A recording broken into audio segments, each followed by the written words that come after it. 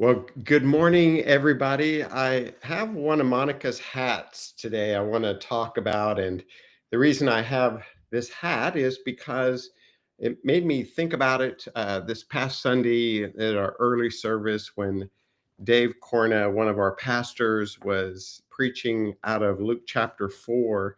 And the story he was sharing about Jesus' life is one of the most strangest events that I've ever read in the Bible. And it reminded me, I'll tell you why, about this particular hat.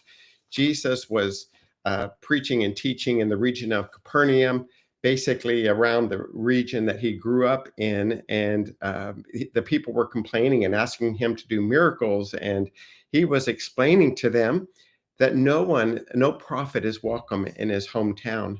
And the people were enraged at Jesus' comments, so much so that the crowd pressed in around him, drove him to the edge of a cliff, and were going to push him over. But somehow Jesus walked through the crowd untouched, unharmed to safety. So that's just an incredible miracle. But what really caught my attention wasn't that miracle, but what Jesus had said just prior to that happening. He was talking to the people, and I'll quote him from Luke chapter 4, beginning with verse 25.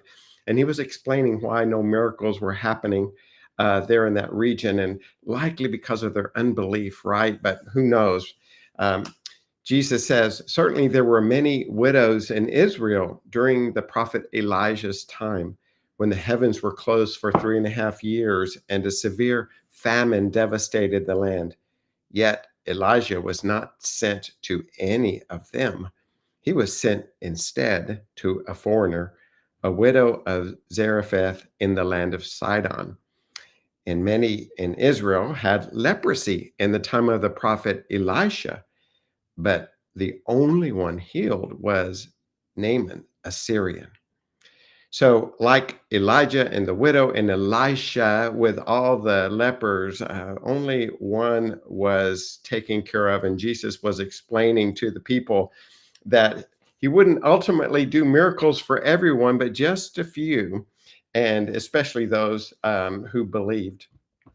So, what was interesting about this passage of scripture, and again, I may never understand completely that mystery, is that Jesus, as Dave Corner was explaining, was helping us understand that we don't have to do everything for everybody. And this was actually quite liberating for me. We just have to do our part and let God and others do the rest. I don't know about you, but I feel so guilty so often because I can't do more for people. I can't be everywhere and do everything. I'm a proud Texan, and Texans believe we can do things bigger and better than everyone else. And the reality is that as we try to do more and more and more, we end up overextending ourselves and really don't help anybody at all. And if we're not careful, this can really prove unproductive and unhealthy for us in our lives. But what Jesus, I think, was one of the lessons he's trying to teach here was that we don't have to do everything for everyone, but we just have to recognize what's right in front of us at the moment. Jesus uh, was very clear that he couldn't heal everyone, and that there were certain people that he did notice and picked out of the crowd, like Zacchaeus, who, as a crowd pressed in, had climbed up into a sycamore tree, and Jesus called him out of the tree. Jesus saw the one. Or the woman with the issue of blood that pressed through the crowd to touch the hem of Jesus' garment, and Jesus recognized her and it showed us how he cared about the one. Or the woman at the well is another one that Jesus recognized and paid attention to. Or the military commander whose daughter was dying, Jesus recognized the one. Each of the disciples, as they were called, Jesus had met them very personally, one by one. Even Mary and Martha. And Jesus saw them as they grieved at the tomb of their brother Lazarus. And consider the one, that thief on the cross. Jesus noticed him. And every time Jesus noticed the one among the masses, their lives were changed. I think that's such a wonderful lesson for all of us who probably, as we lean into the day, can feel so overextended so very quickly. Maybe you're a parent and you're trying to take care of the littles at the house, or maybe you have a to do list at home or a task list at work that can seem overwhelming. I think we can learn from our master and our rabbi Jesus that we can approach life uh, one thing at a time. And as we do, I think we'll discover that we truly can make a difference in the life of one as we approach life that way. I like the way Andy Stanley says it. He says, do for one what you wish you could do for everyone.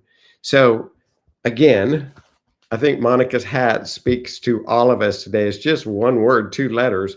No. Sometimes we have to say no so that we can say yes to something oh so much more important. So today, as you lean into this Wednesday, what's that important one thing that you need to do? Who's that one person that you need to lean into today? And I think as we live our lives with focus and intention, God will use us to bless the lives of others. Hey, thanks for joining me on this Wednesday wake up. I'm going to continue working on my coffee this morning. I hope you will do so as well. Let me know you were here. Thanks for tuning in. Join us at the table tonight if you're free.